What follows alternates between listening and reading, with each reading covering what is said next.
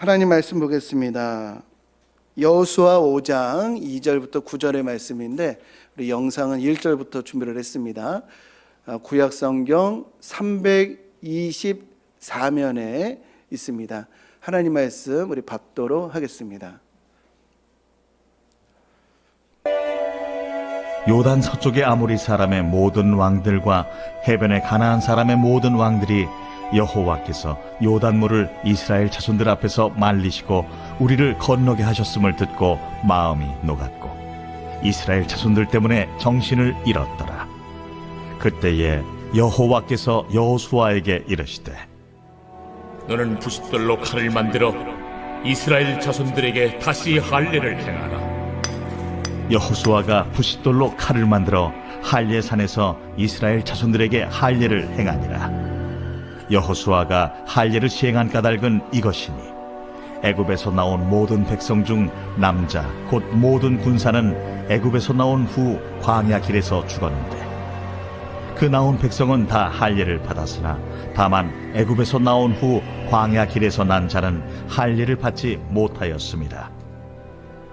이스라엘 자손들이 여호와의 음성을 청종하지 아니하므로 여호와께서 그들에게 대하여 맹세하사 그들의 조상들에게 맹세하여 우리에게 주리라고 하신 땅 곧 젖과 꿀이 흐르는 땅을 그들이 보지 못하게 하리라 하시매 애굽에서 나온 족속 곧 군사들이 다 멸절하기까지 40년 동안을 광야에서 헤매었더니 그들의 대를 잇게 하신 이 자손에게 여호수아가 할례를 행하였으니 길에서는 그들에게 할례를 행하지 못하였으므로 할례 없는 자가 되었음이었더라.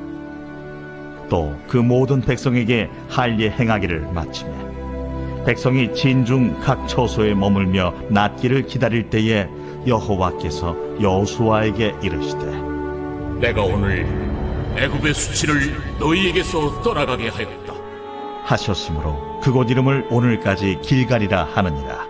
아멘. 주변 분들과 인사 나누시겠습니다. 주님의 이름으로 환영합니다. 축복합니다.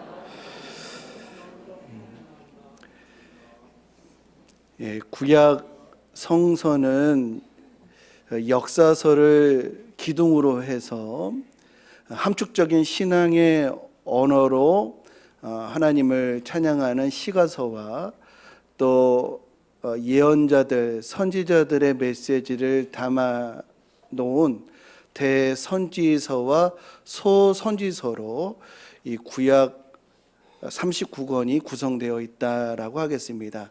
역사서가 베이스 캠프라고 할 수가 있어요. 이 역사 가운데 고백된 찬양이 시가서이고 역사 가운데 외쳤던 선지자들의 메시지가 대선지서, 소선지서가 되는 것입니다.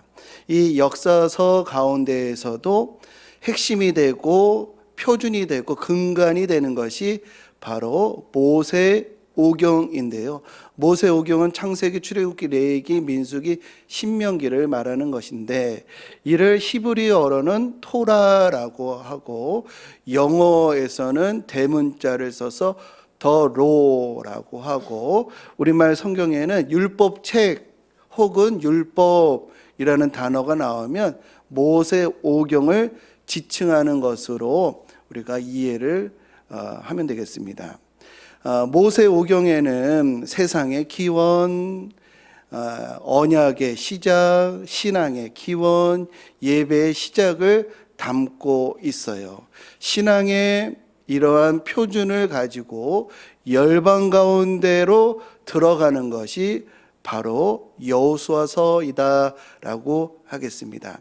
40년의 광야 생활을 이제 정리를 하고 가나안 땅에 들어가게 되는데 가나안 땅은 빈 공토가 아닌 타락한 7 족속이 있었어요. 이스라엘이 가나안 땅에 들어가는 이유 중에 하나가 그 7 족속을 심판하기 위해서입니다. 신명기 9장에 보면은 너희들이 그 땅에 들어가는 이유는 실상은 이 민족들이 악함을 인하여 여호와께서 그들을 내 앞에서 쫓아내심이니라 라고 너희들은 나를 대신하여 그들을 심판하는 것이다. 레위기 18장에 보면은 가나안 족속이 어떤 가증한 악행을 행했는지가 나오는데요. 우상에게 자녀들을 제물로 바치는 인신공양, 근친상간, 동성애, 동물과의 교합 등의 온갖 가증한 악행이 그 땅에서 일어나게 됩니다. 그래서 하나님이 가나안 족속을 진멸하라 라고 명령하셨는데요. 이미 그 땅에 살고 있는 7 족속의 입장에서는 어떨까요? 우리가 잘못했으니, 죄를 졌으니 벌을 주세요. 쫓겨나겠습니다. 짐 꾸리겠습니다.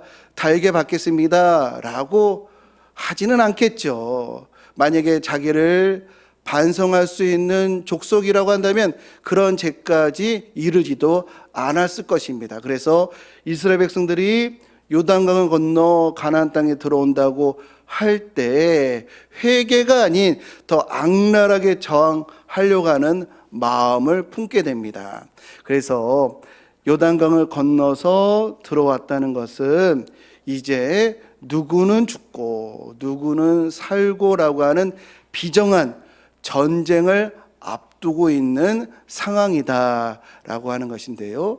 이제 광야에서 요단강을 건너서 길갈이라고 하는 곳에서 진을 치게 되는데, 길갈은 어딘가 여리고에서 동쪽으로 2km 정도 떨어진 지역인데 거기는 이 평평하고 넓은 지형을 가지고 있어서 많은 사람들이 진을 치고 머무르기에 아주 적당한 장소라고 할 수가 있겠습니다. 그래서 요단강을 건너서 이 넓은 평야에서 진을 치는데, 우리 한반도로 얘기하면 이 파주 평야쯤 될 것 같아요. 그래서 북쪽으로 갈 수 있고 남쪽으로 갈 수 있는 중간쯤에 평평한 지형인데요. 거기서 이제 진을 치고 있는데 하나님이 아주 기가 막힌 황당한 명령을 내리십니다. 그 내용이 뭐냐면은 오늘 3절과 8절에 보면은 부싯돌로 칼을 만들어서 모든 남자에게 할례를 행해라. 돌칼로 할례를 행해라 라고 하는 것입니다. 할례가 뭔가요? 살을 잘라내는 것입니다. 아무리 오늘날 의술이 발전되어 있다 할지라도 이 살을 잘라내면요, 일정 기간 회복 기간이 반드시 필요합니다. 이 순간 접착제처럼 새살이 돋게끔 하는 이런 약은 아예 존재치 않고요. 살을 잘라내면 그만한 고통이 있어요. 살을 잘라내는 듯한이 아니고요, 말 그대로 살을 자른 고통이 엄청나게 있습니다.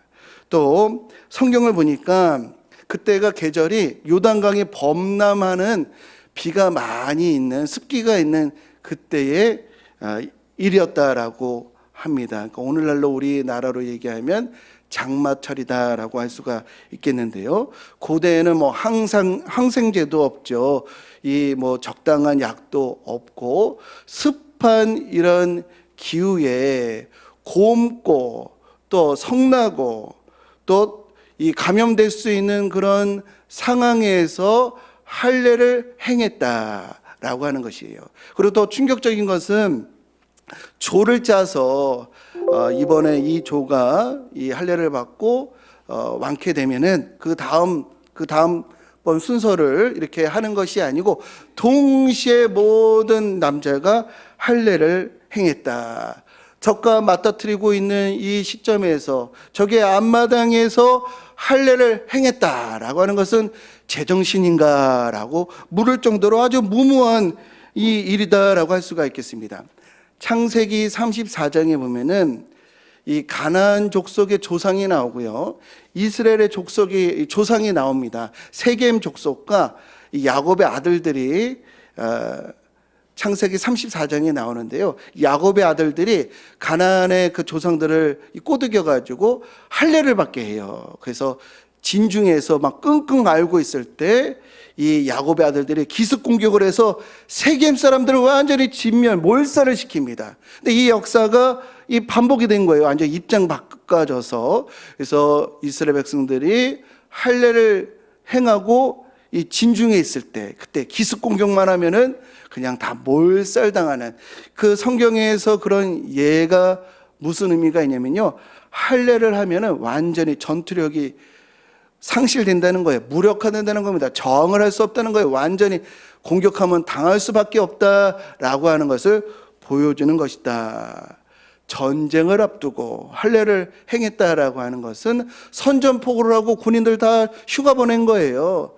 이 병가수도로 한 것이다라고 할 수가 있는데요. 아무리 좋게 생각해도 이 합리성이라고 하는 것은 손톱만큼도 없는, 만약에 할례가 필요했다고 한다면 굳이 요단강을 건너서 할 필요가 없잖아요. 요단강을 건너기 전에 요단강을 은폐 삼아서 그때 할례를 하면 좋았을 것을 왜 요단강을 건너서 할례를 행하는가? 적 앞에 나 죽여주셔 라는 상황을 왜 하나님은 요구를 하시는가?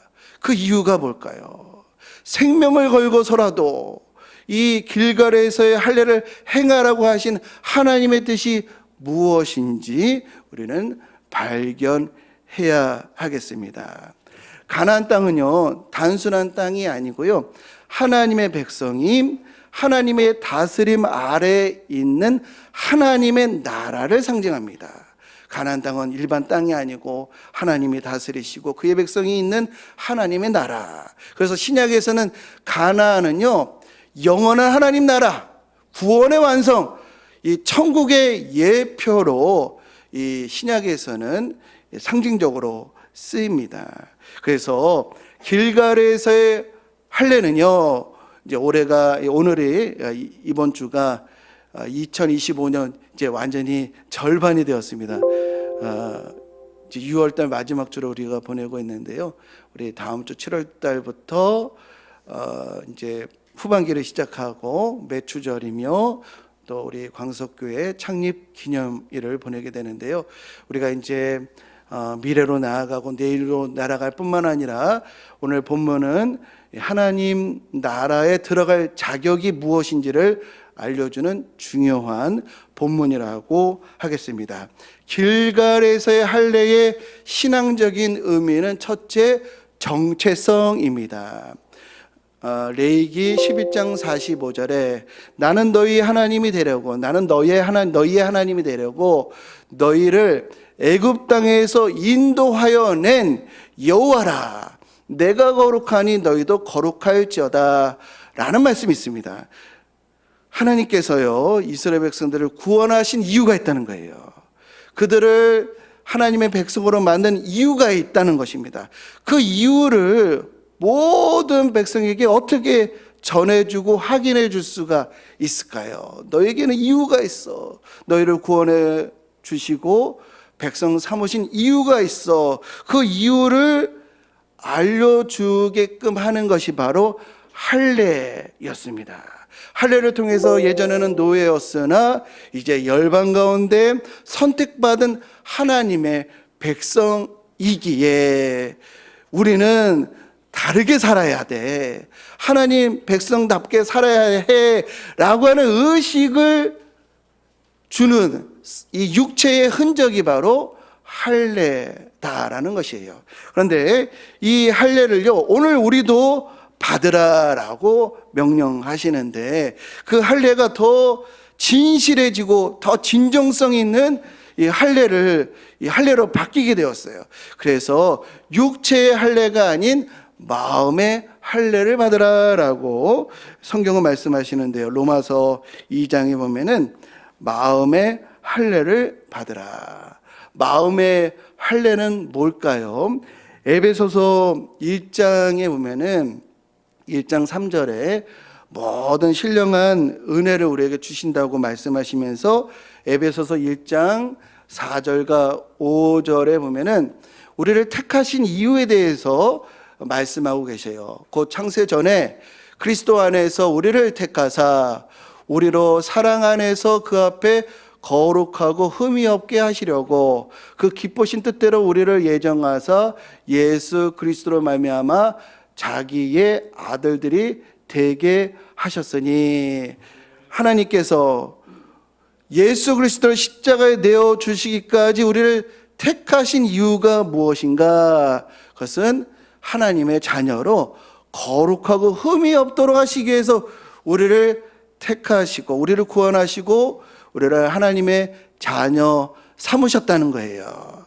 우리를 택하신 이유가 뭐라고요? 하나님의 자녀로 거룩하고 흠없게 하시려고. 그것이 이유예요.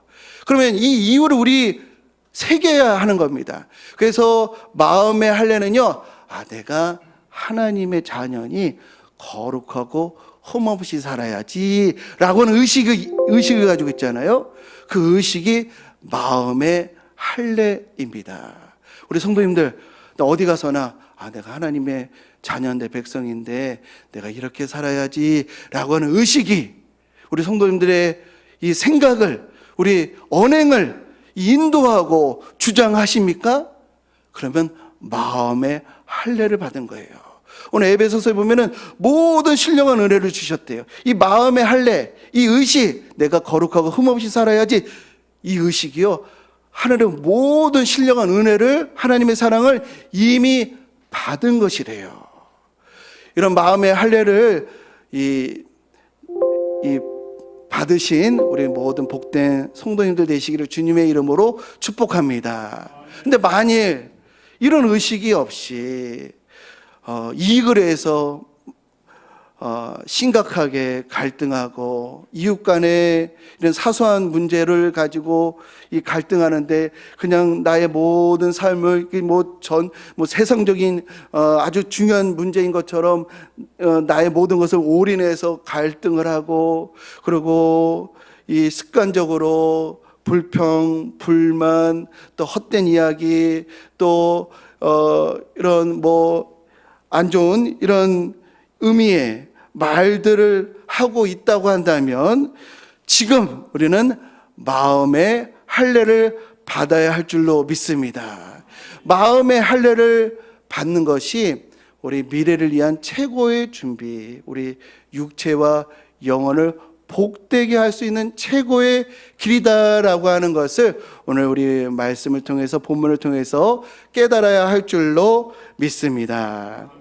우리가요, 우리 조카가 이제 외국에서 공부를 하는데 어렸을 때 미국에서 태어났기 때문에 이 미국 시민권을, 여자아이인데 미국 시민권을 이제 주게 되더라고요. 근데 어느 나이가 되면은 어떤 나라의 국적을 선택할 건지 이제 택하게 되는데, 이제 한국에 살다가 이제 나이가 돼가지고 대사관에 가서 선택을 하는데, 미국 여권, 시민권을 미국에 가지도 않았는데 여권을 주더라고요. 그러니까 서류를 주는 것이죠. 우리가 아직 하늘나라에 가지는 않았지만 내가 천국 시민이라고 하는 시민권, 하나님 나라의 영주권, 그것이 있는지 없는지를 어떻게 확인할 수 있는가? 그것은 내가 어디서 무슨 일을 하든지 하나님의 자녀로 거룩하고 흠없이 살아야지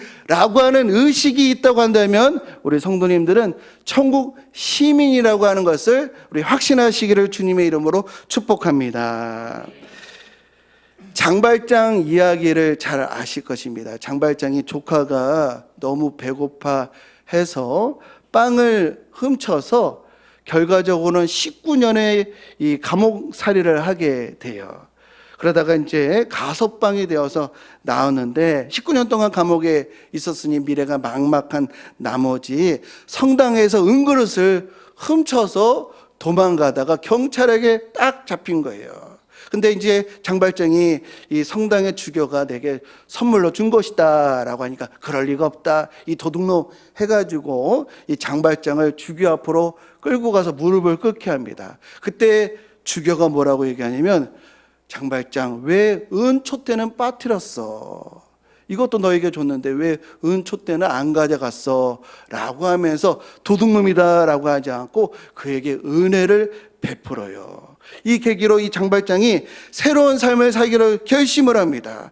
신분을 감추고 여러 가지 선한 일을 하면서 살아가는데 어느 날 어떤 사람이 장발장이라고 오해를 받아가지고 법정에 서게 된 거예요. 장발장이 고민하게 되었습니다. 이 사람이 나로 오인받아서 그 사람의 삶이 완전히 이 고난을 받을 수도 있겠구나, 나 때문에 고난을 받을 수도 있겠구나 라고 하는 그런 고민을 하게 됩니다. 어떻게 해야 될까? 내가 진실을 얘기해야 될까? 그러게 되면은 나는 또다시 도망자 신세가 되고 내 기업을 다 접어야 하는데 나는 어떻게 해야 할까라고 고민할 때 장발장이 이렇게 독백을 하잖아요. 나는 누구인가? 나는 하나님의 자녀가 아닌가? 이미 하나님의 놀라운 사랑과 은혜를 받은 하나님의 백성이 아니던가? 내가 이런 사랑과 은혜를 받았는데 어찌 이웃이 나로 인해서 이 고난을 받게끔 할 수가 있겠는가라고 이 독백을 하고 그 결정을 하는 순간에 법정에 가서 이 장발장으로 오해받은 이에게, 판사에게 이 사람은 당신만큼 죄가 없습니다 라고 밝히고 다시 도망자 신세가 되는 것이 바로 이 소설의 이야기인데요. 바로 이것이 우리 크리스찬인 줄로 믿습니다. 내가 누구인가? 난 하나님의 백성, 거룩한 자녀 아닌가? 그토록 큰 은혜와 사랑을 또 그 진리를 알게 되었는데 내가 어찌 이 정직하지 못한 일에 이 손을 대고 불의한 방법을 내가 택할 수가 있겠는가? 나로 인해 어찌 이웃이 눈물을 흘리게끔 내가 할 수가 있겠는가? 이런 의식으로 살아간다면 군대를 갔든 외국에 있든 알바를 하든 높은 자리에 있든 그 사람의 삶은 축복의 통로로 하나님께서 호위하시고 영광스러운 삶으로 걸어가도록 인도해 주실 줄로 믿습니다. 이런 이 거룩한 의식이 우리 영혼과 육신을 위한 최고의 준비라고 하는 것을 깨닫는 우리 모두가 되시기를 주님의 이름으로 축복합니다. 두 번째 할례는요, 전적으로 하나님을 의지한다는 의미가 있죠. 적의 침입에 속수무책으로 당할 수밖에 없는데도 할례를 행했다는 것은 내가 말씀대로 하면 또 하나님의 명령에 순종하면 하나님이 나를 보호하실 것이다, 인도하실 것이다 라고 하는 진실한 고백이 바로 길갈의 할례였습니다.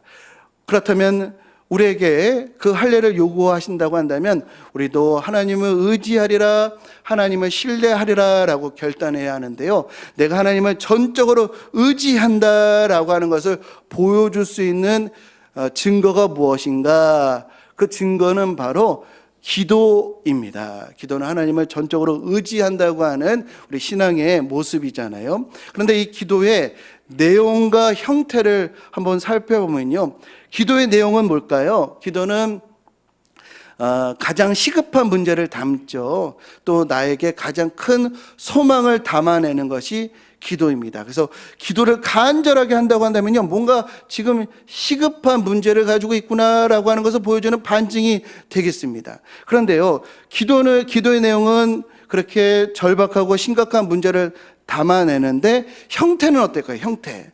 기도는요, 가장 소극적이에요. 가장 수동적이에요. 역설적입니다. 문제는 큰데 우리의 반응은 너무너무 작아요. 너무 수동적이에요. 문제는 크지만 우리가 하는 모습은 너무 작다라고 하는 것이죠. 역설입니다. 기도처럼 역설이 없어요. 문제는 크지만 내가 성전에서 기도하는 이 작은 모습 너무너무 차이가 있죠. 그래서 이 기도는요, 이 역설은요, 하나님을 진정 의지하지 않고 신뢰하지 않으면 할 수 없는 것이 기도입니다. 우리가 문제를 만났을 때 그때 진정 하나님의 이름을 부르고 기도해야 할 줄로 믿습니다. 환난 날에 기도한다는 것은 환난 날에 나의 기도를 하나님이 들으신다라고 하는 믿음이 있을 때 그것이 가능하거든요. 시편에 보면은 18편 6절에 같이 한번 읽어보겠습니다. 내가 환난 중에 여호와께 아뢰며 내 하나님께 부르짖었더니 그가 그의 성전에서 내 소리를 들으시며 그의 앞에서 나의 부르짖음이 그의 귀에 들렸도다. 성경에서요, 대부분의 기도는요, 환난 날에 나를 도우소서, 환난 날에 나와 함께 하소서라고 하는 기도의 내용이 시편에 담겨져 있지요.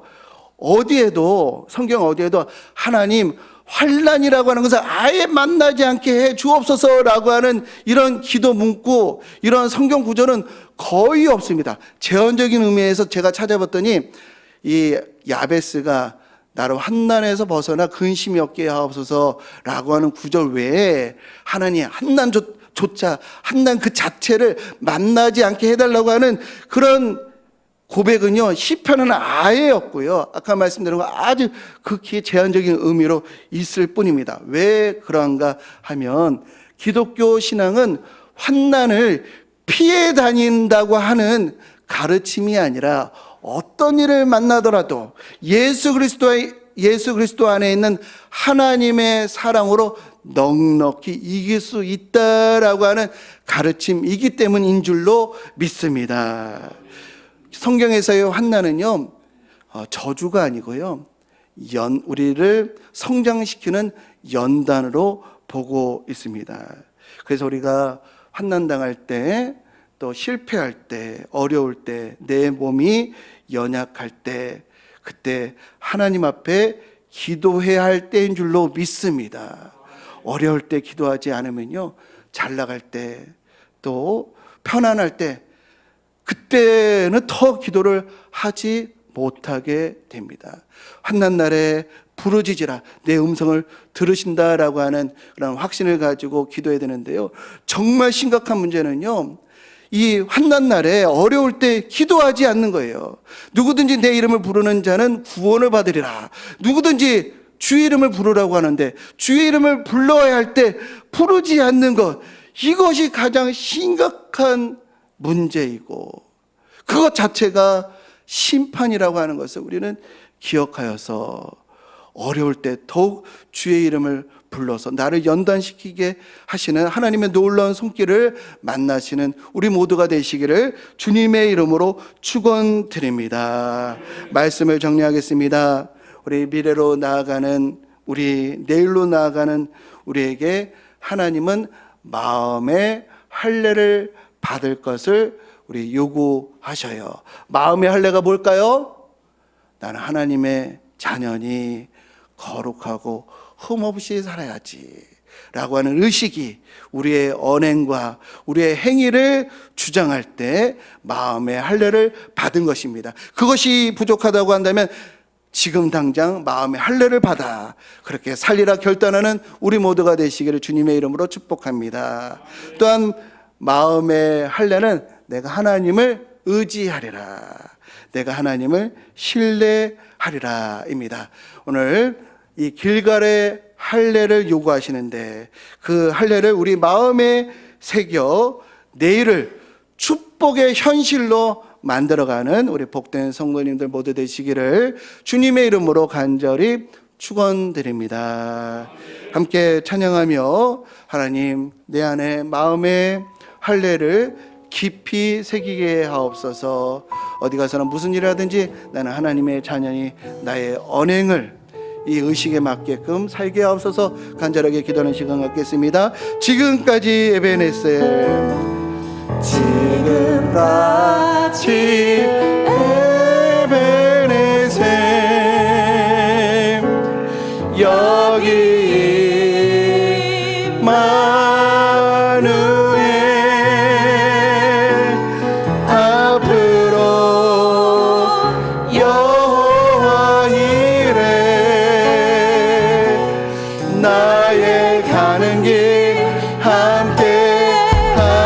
지금까지 에베네셀, 지금까지 에베, 여기 임마누엘, 여기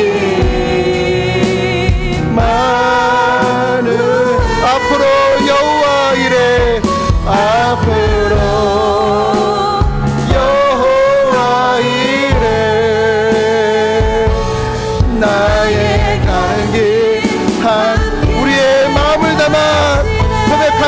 지금까지 에베네세 여기 임마누엘 여기 임마누엘 앞으로 여호와 이레 나의 우리의 진심을 담아 확신을 담아 찬양합니다. 지금까지 에베네세 지금까지 에베네세 여기 임마누엘 여기 임마누엘 앞으로 여호와 이레 앞으로 여호와 이레 나의 가는 길 우리 다 함께 일어나셔서 찬양합니다. 지금까지 에베네세 지금까지 에베 여기 임마누엘 여기 앞으로 여호와 이레 믿습니다. 앞으로 여호와 이레 나의 가는 길 우리 진심을 담아 마지막으로 고백합니다. 여기까지 에베네세 여기까지 에베네세 여기 임마누엘 앞으로 여호와 이레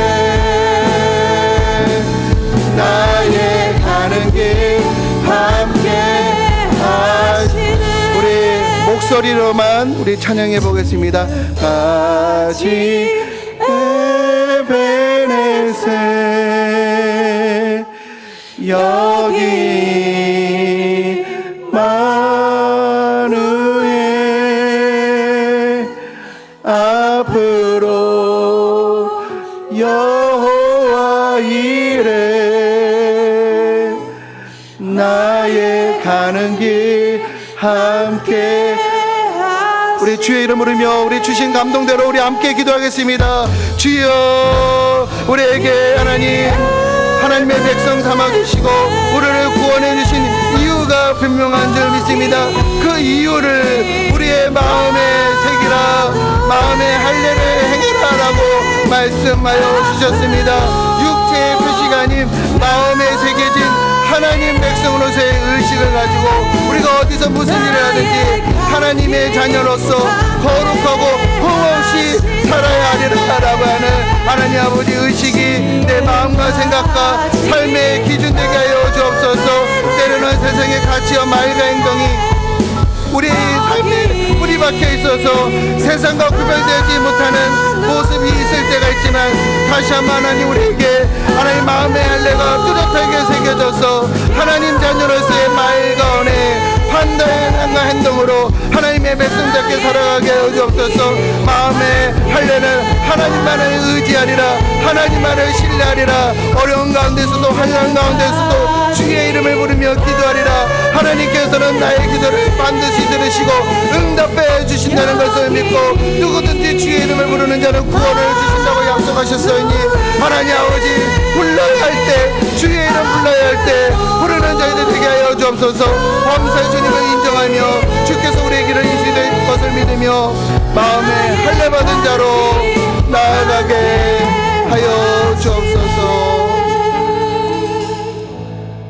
우리를 거룩하고 흠이 없게 하시는 우리 주 예수 그리스도의 은혜와 길갈에서 할례를 명령하심으로 하나님의 백성으로서의 정체성과 믿음을 새기게 하신 하나님 아버지의 무한하신 사랑하심과 마음의 할례를 행하도록 우리 안에 역사하시는 성령 하나님의 감동, 감화, 교통하심이 거룩한 의식으로 세상과 구별된 삶을 살아가리라.